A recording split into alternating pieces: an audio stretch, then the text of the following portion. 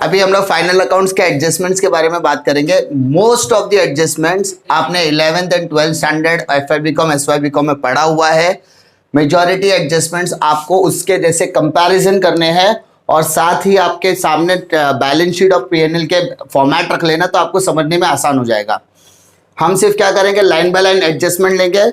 पहले क्या इफेक्ट हुआ करते थे उसके हिसाब से हम करंट ईयर के बैलेंस शीट में इफेक्ट डालेंगे। ठीक है, मतलब आपने क्या सीखा और आज क्या सीखना, ये दोनों को मैं कनेक्ट करने की कोशिश करूंगा, तो आपके लिए एडजस्टमेंट करना थोड़ा सा इजी हो जाएगा। तो ऐसा नहीं कि हमने कुछ और सीखा था और आज बहुत फाइनल अकाउंट वास्ट हो गया तो मुझे डिफिकल्टी आएगा, नहीं। एडजस्टमेंट में आपको उतना एफर्ट कम डालना पड़ेगा अगर आपने कनेक्ट किया तो। सबसे पहले हम लोग बात करेंगे व्हाट इज एडजस्टमेंट। सबको पता है एडजस्टमेंट का मतलब क्या होता है, एडिशनल इंफॉर्मेशन। एडिशनल इंफॉर्मेशन मतलब क्या, क्वेश्चन में ट्रायल बैलेंस दिया होगा, ट्रायल बैलेंस के नीचे कुछ इंफॉर्मेशन दी होगी, वो इंफॉर्मेशन के हिसाब से हमें क्या करना है, ट्रायल बैलेंस को इंफॉर्मेशन का इस्तेमाल करके हमें P&L अकाउंट बनाना है और बैलेंस शीट बनाना है। तो इंफॉर्मेशन में क्या क्या एडजस्टमेंट्स आपको पूछ सकते हैं, तो सबसे हॉट फेवरेट एडजस्टमेंट अगर कोई होगा तो वो होता है आपका क्लोजिंग स्टॉक। पहले क्या होता था और आज क्या होता है, पहले वो आपको समझना पड़ेगा। ठीक है, तो मैं आपको क्या करता हूं, ये दोनों चीजें आपको बताता हूं तो आप कनेक्ट कर पाओगे कि क्या करना है मुझे। सबसे पहली चीज, पहले हम क्या करते थे, क्लोजिंग स्टॉक के दो इफेक्ट डालते थे। सबसे पहला ट्रेडिंग अकाउंट के क्रेडिट साइड, बैलेंस शीट के एसेट साइड, यही दो इफेक्ट था। अब आज क्या करना है, आज ट्रेडिंग अकाउंट और प्रॉफिट और लॉस दोनों को मर्ज करके मैंने क्या बनाया, स्टेटमेंट ऑफ प्रॉफिट और लॉस बनाया।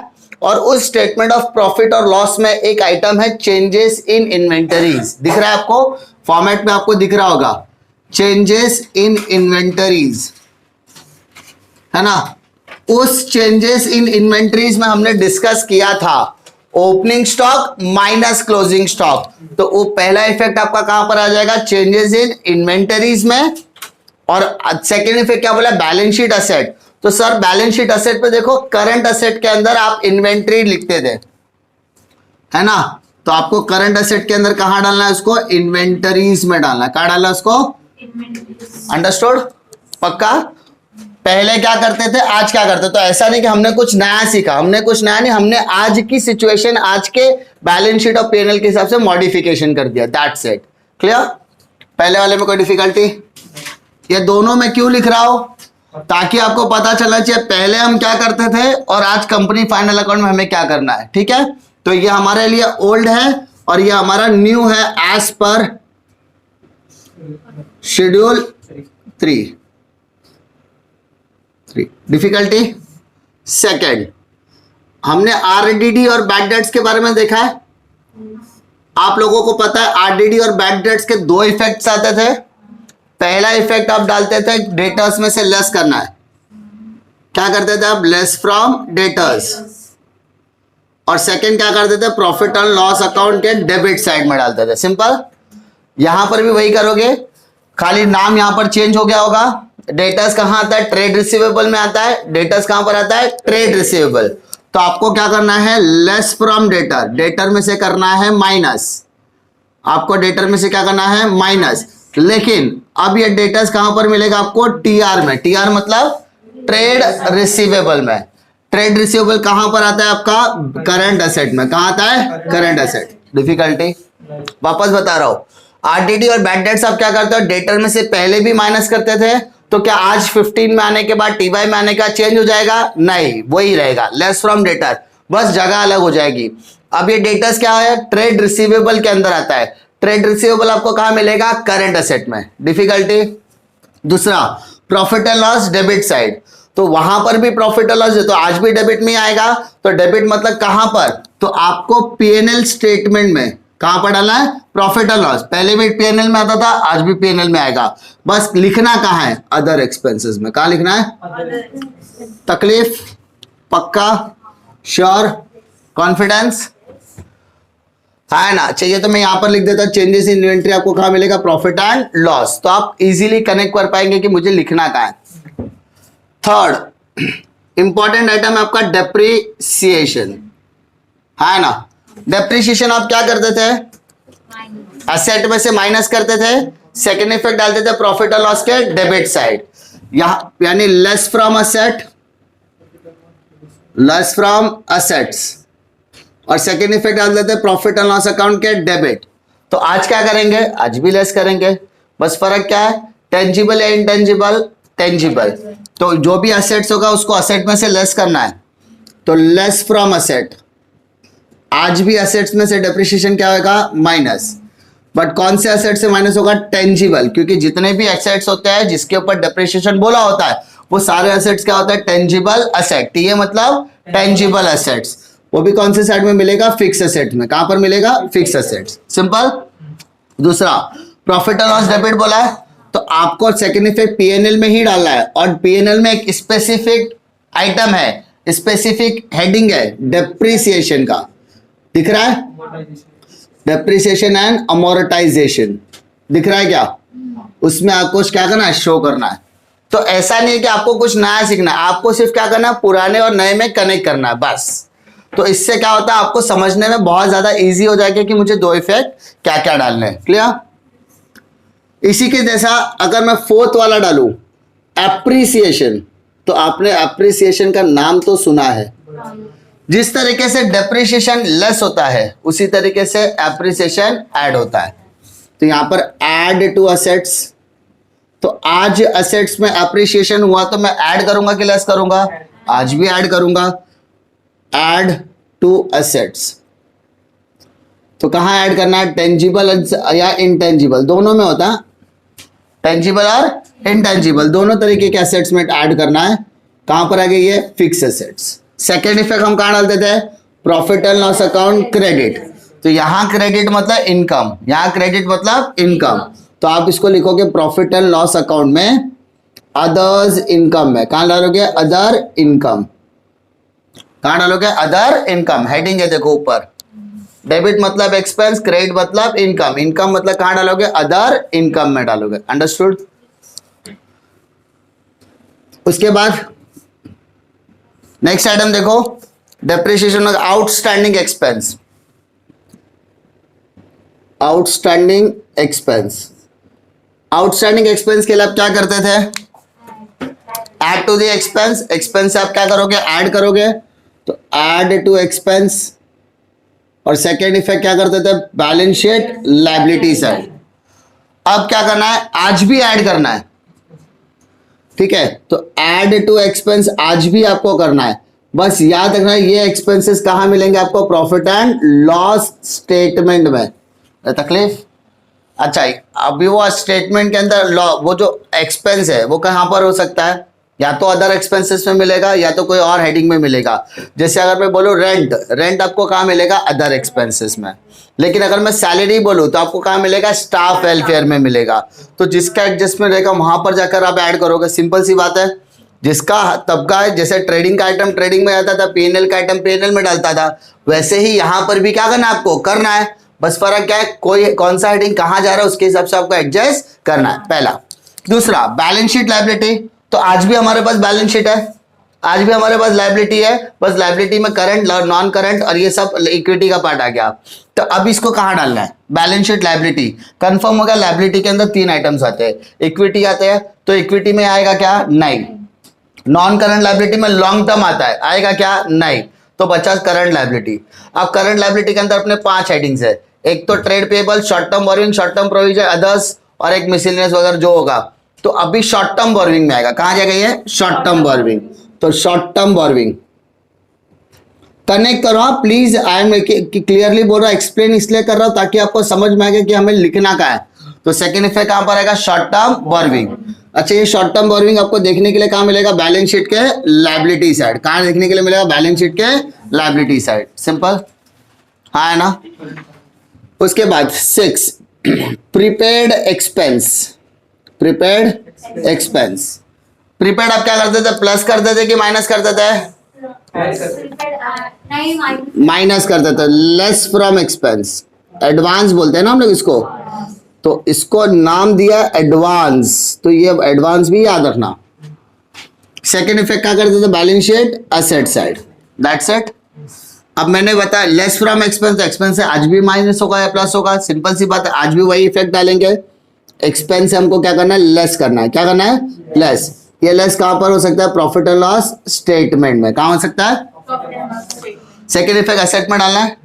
अब ये इंपॉर्टेंट है कि लॉन्ग टर्म है कि शॉर्ट टर्म है। तो मैंने बताया था एडवांस दो तरीके के होते हैं, एक होता है लॉन्ग टर्म, एक होता है शॉर्ट टर्म। लॉन्ग टर्म है तो long term loans and advances में डालना, और शॉर्ट टर्म है तो short term loans and advances में डालना। क्या बोला मैंने? अगर ये लॉन्ग टर्म है तो long term loans and advances, देखो सिंपल बोलता हूं, या तो ये लॉन्ग टर्म रहेगा या तो ये शॉर्ट टर्म रहेगा। तो हम लोग अजम्पशन लेते हैं ये शॉर्ट टर्म है। कौन सा है? Short term. तो short term loans and advances. Sir loan इसमें ही क्यों आया? इसमें ही क्यों आया? एडवांस है, एडवांसेस में डालो। लॉन्ग टर्म नेचर का तो long term loans and advances में डालो। सिंपल सी बात। तो ये कहां देखने के लिए मिलेगा आपको? करंट एसेट में। कहां देखने के लिए मिलेगा? Current asset. अच्छा, ये लिखने का मेरा मेन मकसद वापस से बता रहा हूं कि आपको ऐसा नहीं लगना चाहिए कि हमने जो बैलेंस शीट या हमने जो पीएनएल सीखा इसमें और उसमें खाली वर्टिकल नेचर का फर्क था। दूसरा, लेकिन जब एडजस्टमेंट सीखने की बारी आएगी तो अगर मैं आपको पुराने वाले से कनेक्ट कर पाऊंगा तो आपको समझने में थोड़ा सा इजी हो जाएगा कि हाँ भाई इधर पोस्टिंग करना है। ठीक है, इसमें कोई डिफिकल्टी है किसी को? प्रिपेयर्ड हो गया, सब कुछ हो गया। उसके बाद डिफर्ड, एक important adjustment, deferred revenue expenditure written off या write off. Deferred revenue expenditure का मतलब क्या होता है? फॉर एग्जाम्पल मैंने कोई एक्सपेंसेस किया, हैवी एडवर्टाइजमेंट, मैंने कोई एक्सपेंस किया एज अ मिसलेनियस एक्सपेंसेस, मैंने कोई एडवर्टाइजमेंट के तौर पर प्रिलिमिनरी एक्सपेंसेस किया, मैंने एस्टैब्लिशमेंट एक्सपेंसेस किया, बिजनेस को खड़ा करने के लिए कुछ ऐसे खर्चे किए जो बिजनेस के लिए जरूरी थे, लेकिन इसका बेनिफिट मुझे तुरंत मिलने वाला नहीं है। उसका बेनिफिट मुझे आने वाले कुछ सालों में देखने के लिए मिलेगा। जैसे कोई नया बिजनेस स्टार्ट होता है तो नया बिजनेस स्टार्ट होने के पहले हमें उसकी क्या करनी पड़ती है? पब्लिसिटी। सिंपल। अब लोगों को पता चलेगा तभी तो लोग आपके दरवाजे तक आएंगे। आपको आपने बताया नहीं तो आप कैसे मालूम पड़ेगा कि आप वो दुकान हमारे गली के आजू बाजू में खुली है? तो आपको क्या करना पड़ेगा? पब्लिसिटी। अब इस पब्लिसिटी के लिए आपने बहुत ज्यादा कर्जा लेकर या खर्चा कर दिया, जिसको हम लोग बोलेंगे 5 लाख रुपीस आपने खर्चा एडवर्टाइजमेंट पे ही 5 लाख। अच्छा, ये 5 लाख का बेनिफिट आपने ले तो लिया, एडवर्टाइजमेंट कर तो दिया, लेकिन इसका एडवांटेज आपको तुरंत मिलेगा क्या? नहीं। लोगों की नजर में आपका बिजनेस धीरे धीरे आगे बढ़ने वाला है। तो हमने ऐसे सोचा कि आज अगर मैं 5 लाख का बिजनेस का यानी खर्चा करता हूं पब्लिसिटी के ऊपर, तो मैं गारंटी देता हूं कि आने वाले 5 सालों में हमारा पैसा रिकवर भी हो जाएगा और हमको इससे कई गुना ज्यादा पैसा देकर भी जाएगा। तो मैंने इसको एज अ एक्सपेंसेस किया है, लेकिन मैं इसे एज अ डिफर्ड एक्सपेंसेस तौर पर लेता हूं। क्या लेता हूं? डिफर्ड। डिफर्ड का मतलब होता है फिक्टिशियस। क्या बोलते हैं इसको? फिक्टिशियस। कुछ खर्चे होते हैं जिसको हमको करने की जरूरत नहीं होती लेकिन करना पड़ता है। भाई बिजनेस खड़ा करना है। अगर मैं ऐसा बोलूं कि वोकोला में मैकडोनल्ड खुलने वाला है तो लोगों को पता कैसे चलेगा कि मैकडोनल्ड आया है? तो आपको क्या करना पड़ेगा? एडवर्टाइजमेंट करना पड़ेगा, बड़े बड़े बैनर्स लगाने पड़ेंगे, न्यूज़पेपर में पैम्पलेट डालना पड़ेगा, लोग एडवर्टाइजमेंट करना पड़ेगा लोकल न्यूज़ पे कि हमारे यहाँ पे आपके मैकडोनल्ड वोकोला में भी लॉन्च हो गया, तो लोगों को पता चलेगा। ये खर्चा आपने कर तो दिया लेकिन इसका बेनिफिट आपको तुरंत मिलने वाला नहीं है। तो आप क्या करते हो? ये खर्चा आप एज अ फिक्टिशियस असेट के तौर पे लेते हो, एज अ फिक्टिशियस असेट के तौर पे लेते हो, और उसको आगे आने वाले 5 सालों में, 3 सालों में, 2 सालों में आप क्या करते हो? उसको राइट ऑफ करने का काम करते हो। राइट ऑफ करने का काम करते हो, फ्यूचर में उसका एडवांटेज लेने का काम करते हो। तो इसीलिए क्या करना है? सबसे पहले लेस करना है। राइट ऑफ बोला है मतलब कम करना है, तो लेस फ्रॉम फिक्टिशियस असेट्स या डिफर्ड एक्सपेंसेस। अच्छा, ये कहां पर मिलेगा आपको? ये मिलेगा आपको अदर करंट असेट में। कहां पर मिलेगा? Other current asset. तो इसका मतलब अदर करंट असेट पे आप क्या कर प्लस करोगे कि माइनस करोगे? लेस करोगे। यहां लेस किया तो वहां पर भी लेस करोगे। सिंपल। क्योंकि ये पहले क्या होता था? बैलेंस शीट असेट में हुआ करता था। सेकेंड इफेक्ट आप प्रॉफिट एंड लॉस के डेबिट में डालते थे, तो यहां इसको भी कहां डालोगे? प्रॉफिट एंड लॉस डेबिट, यानी आपको यहां पर डालना है अदर एक्सपेंसेस में। कहां डालना है? अदर एक्सपेंसेस में। ठीक है, प्रॉफिट एंड लॉस स्टेटमेंट में। दिक्कत किसी को? डिफिकल्टी? प्रॉब्लम? श्योर? आपका जो भी कैपिटल था आपने उसको असेट्स में भी लगा, आपने उसको एडवर्टाइजमेंट में भी लगा। आपका जो कैपिटल था उसको आपने असेट्स में भी लगा, कैपिटल में भी लगा। आप उस कैपिटल का जो भी यूज करने वाले थे आपने उसका एडवर्टाइजमेंट में जो भी इस्तेमाल करा, उसका बेनिफिट आपको आने वाले कुछ सालों में देखने के लिए मिलेगा। इसलिए आपने वो एक्सपेंसेस किया, उसको फिक्टिशियस असेट बोलेंगे, फिक्टिशियस एक्सपेंसेस बोलेंगे, जिसको आने वाले समय में हम क्या करेंगे, राइट ऑफ करेंगे और अपना जो भी खर्चा है उसको धीरे धीरे कम करने वाले। क्लियर? डिफिकल्टी? तो ये एक्सपेंसेस में किसी को डिफिकल्टी है? नहीं। इसके अलावा हम लोग बात करेंगे और कौन कौन से एडजस्टमेंट्स हम लोग देखा करते थे। इनकम रिसीव्ड इन एडवांस, हमें इनकम मिली है, हमें इनकम मिली है, लेकिन किसमें? एडवांस। तो क्या हम लोग इसको प्री रिसीव्ड इनकम या प्रीपेड इनकम बोल सकते हैं? यस। प्रीपेड इसलिए बोलता हूं क्योंकि आपको प्रीपेड शब्द से बहुत ज्यादा लगाव है, लेकिन प्रीपेड नहीं बोला जाता, इसको बोलते हैं प्री रिसीव्ड इनकम। क्या बोलते हैं? Pre received income. Okay, prepaid expense आप लेस करते थे, तो प्री रिसीव्ड इनकम भी क्या करोगे? लेस। तो less from income, less from पहले करते थे। इसका सेकेंड इफेक्ट आप कहां डालते हैं? बैलेंस शीट असेट में, तो इसका सेकेंड इफेक्ट आएगा बैलेंस शीट लायबिलिटी। अब कहां डालोगे? अब लेस फ्रॉम इनकम बोला है तो आज भी इनकम में आएगा, लेकिन कौन सा इनकम? Other income. कौन सी इनकम? Other income. कहां मिलेगा? प्रॉफिट एंड लॉस स्टेटमेंट में। कहां मिलेगा? प्रॉफिट एंड लॉस स्टेटमेंट में। सेकंड, बैलेंस शीट लायबिलिटी है, तो आज लायबिलिटी चेंज हो जाएगी क्या? नहीं, आज भी लायबिलिटी में। तो कहां डालोगे? Short term borrowing.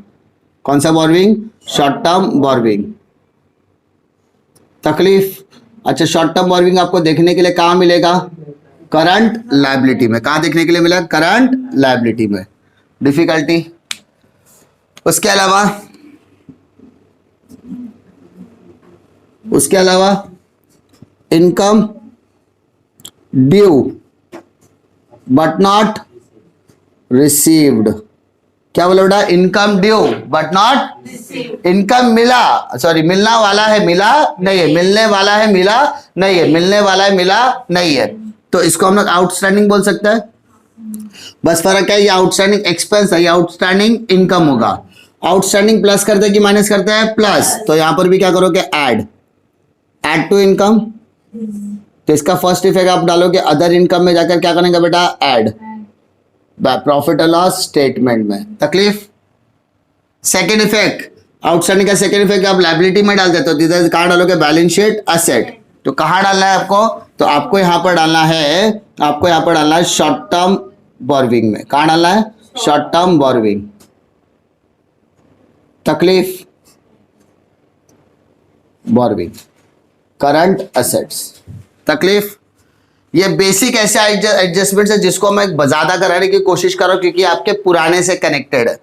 बट अब कुछ एडजस्टमेंट ऐसे कराऊंगा जो हमसे ज्यादा कनेक्टेड होंगे टीवाई के लेवल पर, जिसका एक इंपॉर्टेंट एडजस्टमेंट है। अब हम लोग डिस्कस करते हैं इसके बारे में। आपने ये नाम तो सुना होगा, प्रोविजन फॉर टैक्स और एडवांस टैक्स। ठीक है, एक बहुत ही यूनिक और बहुत ही इंपॉर्टेंट एडजस्टमेंट्स है, provision for tax and advance tax. इसको करने के लिए दो तरीका है। पहला, कुछ नहीं आता है तो पहले डायरेक्टली पोस्टिंग कर दो, मतलब एडवांस टैक्स। और इसको करने के सबसे पहले तरीके में से एक है डायरेक्ट पोस्टिंग। क्या करो? Direct posting. डायरेक्ट पोस्टिंग का मतलब क्या होता है? प्रोविजन फॉर टैक्स को आप क्या करो? शॉर्ट टर्म प्रोविजन में डाल दो, और एडवांस टैक्स को आप क्या करो? Short term loans and advance में डाल दो। डायरेक्ट पोस्टिंग मतलब जिसका जिधर आता है उधर डाल दो। क्या ये करने पे आपको मार्क्स मिलेंगे? यस, आपको मार्क्स मिलेंगे, पूरे के पूरे मार्क्स मिलेंगे, लेकिन कोई एक्सेप्ट करता है, कोई एक्सेप्ट नहीं करता है, दोनों बैलेंस शीट तो आपकी टैली होनी ही वाली है। बस फर्क क्या होगा? अमाउंट में थोड़ा सा प्लस माइनस होगा। बैलेंस शीट अल्टीमेटली टैली होने ही वाली है। लेकिन एडवाइजेबल क्या है? एडवाइजेबल, इसको आप एडजस्ट कर दो। क्या कर दो? कर सकते हो, मैं मना नहीं कर रहा हूं कि आप डायरेक्ट पोस्टिंग नहीं कर सकते, आप कर सकते हो, लेकिन एडवाइस ये रहेगा कि आप उसको एडजस्ट करो। अब इंपॉर्टेंट क्या, एडजस्ट कैसे करें? तो पहले समझ में आना चाहिए कि आपका प्रोविजन फॉर टैक्स और एडवांस टैक्स दोनों में से बड़ा कौन सा है? मतलब या तो मेरा ये बड़ा होगा, प्रोविजन फॉर टैक्स बड़ा होगा, या तो आपका एडवांस टैक्स बड़ा होगा। दो ही पॉसिबिलिटी है। ऐसा होता है क्या कहीं दूसरा पॉसिबिलिटी आएगा? नहीं, दो ही पॉसिबिलिटी, या तो प्रोविजन बड़ा है या तो एडवांस बड़ा रहेगा। अगर आपका प्रोविजन बड़ा है, मतलब अगर आपका provision for tax is greater than advance tax, क्या बोला बेटा? अगर आपका प्रोविजन फॉर टैक्स क्या है? बड़ा है, किससे? Advance tax. तब क्या करना है? तब आपको जाना है शॉर्ट टर्म प्रोविजन में। कहा जाना है? प्रोविजन में। वहां पे लिखो provision for tax minus advance tax. समझा? कहां पे जाने का? शॉर्ट टर्म प्रोविजन में प्रोविजन माइनस टैक्स। लेकिन अगर आपका advance tax is greater than what? Provision for tax. यानी अगर आपका एडवांस टैक्स बड़ा है, किससे? तो कौन सा बड़ा है? एडवांस। तो एडवांस का खाचा कौन सा है? Short term loans and advance. तो वहां पर जाने का, लिखने का advance tax minus provision for tax. अरे बेटा समझा? एडवाइजेबल यही है कि आप देखने का कि दोनों में से कौन सा अमाउंट बड़ा है। जो बड़ा है उधर जाने का। प्रोविजन बोलता मैं बड़ा तो प्रोविजन पे जाओ, उसमें से एडवांस माइनस कर। एडवांस बोलता मैं बड़ा तो एडवांस में जाओ, उसमें से प्रोविजन माइनस करो। डिपेंड्स। ठीक है? अगर नहीं समझ में आता है क्या करने का, तो डायरेक्ट पोस्टिंग। प्रोविजन वाला प्रोविजन में डालो, एडवांस वाला एडवांस में डालो, तो भी टेंशन नहीं। कर सकते हैं दोनों हो, लेकिन एडवाइजेबल यही रहेगा कि आप इसको एडजस्ट करो। ठीक है? नहीं सिखाया होता तो बोलते कि हाँ नहीं सिखाया, लेकिन मैं सिखा इसलिए रहा क्योंकि मुझे मालूम है कि ये एडजस्टमेंट आपको बैलेंस शीट टैली करने में ज्यादा मदद करेगा। ठीक है? ये वाले एडजस्टमेंट कोई डिफिकल्टी नहीं। ये टीवाई लेवल के एडजस्टमेंट है जिसमें आपको ज्यादा फोकस करना है। एक और एडजस्टमेंट की हम लोग बात करते हैं, transfer. Transfer to what? Transfer to reserve. एक इंपॉर्टेंट आइटम है, क्या है? Transfer to reserve. Transfer to reserve मतलब capital reserve, general reserve, security premium, ठीक है, स्टैट्यूटरी रिजर्व, कोई भी रिजर्व बोल सकता है। क्वेश्चन में डिपेंड है क्या बोला है। Transfer to general reserve, transfer to capital reserve, transfer to security premium, transfer to statutory reserve. कोई भी रिजर्व में आपको ट्रांसफर करने बोला है, कोई भी रिजर्व में आपको ट्रांसफर करने बोला है। तब क्या करना है? तो पहला एप्रोप्रिएशन में जाने का। कहां जाने का? एप्रोप्रिएशन। तो सर ये एप्रोप्रिएशन बनता कहां है? ये एप्रोप्रिएशन बनता है रिजर्व एंड सरप्लस में। कहां बनता है? रिजर्व एंड सरप्लस में। सिंपल। आपको एप्रोप्रिएशन में जाना है और लिखना है लेस। एक्चुअली देखा जाता है एप्रोप्रिएशन ऑटो में पहले ही लेस होता है, तो आपको सिर्फ क्या करना है? एप्रोप्रिएशन के अंदर जाके सिर्फ लिखना है ट्रांसफर टू रिजर्व। क्या लिखना है आपको? Transfer to reserve.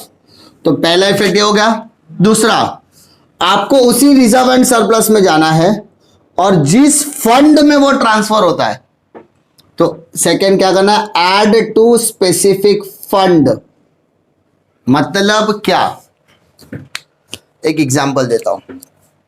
मानो मेरा जनरल रिजर्व 50,000 है, मेरा स्टैट्यूटरी रिजर्व है 50,000 और मेरा कैपिटल रिजर्व है 25,000। सिंपल। और एप्रोप्रिएशन मैंने एक कॉलम बनाया, एप्रोप्रिएशन। एप्रोप्रिएशन क्या होता है? कोई भी एडजस्टमेंट आपको करना है ना, तो वो करने का। अब इस एप्रोप्रिएशन में क्या क्या आता है? Transfer to reserve, transfer to proposed dividend, ऐसा कुछ आइटम आया। तो ट्रांसफर टू रिजर्व आपने यहां पर लेस किया ना, यहां पर क्या किया आपने? लेस। तो अगर यहां पे मैंने लिखा जनरल रिजर्व, तो जनरल रिजर्व में जाकर क्या करना है? ऐड। अगर मैंने यहां पे लिखा स्टैट्यूटरी रिजर्व, तो यहां पर जाकर ऐड करना है।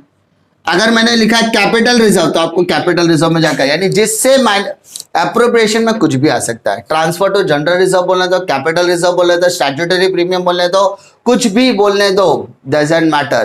पहला इफेक्ट एप्रोप्रिएशन में आएगा। दूसरा, जहां पर ट्रांसफर करने बोला है वहां पर जाकर क्या करने का? ऐड। That's it. सिंपल। अच्छा, समझ में आएगा क्या? हाँ समझ में आएगा। क्यों? क्योंकि क्वेश्चन में जब करोगे, एडजस्टमेंट करोगे, तो वो टाइम पर आपको बहुत अच्छे से समझ में आएगा कि सेकंड इफेक्ट कैसे डालना है। ठीक है? उसके अलावा प्रपोज्ड डिविडेंड का एडजस्टमेंट आता है। क्या आता है? प्रपोज्ड।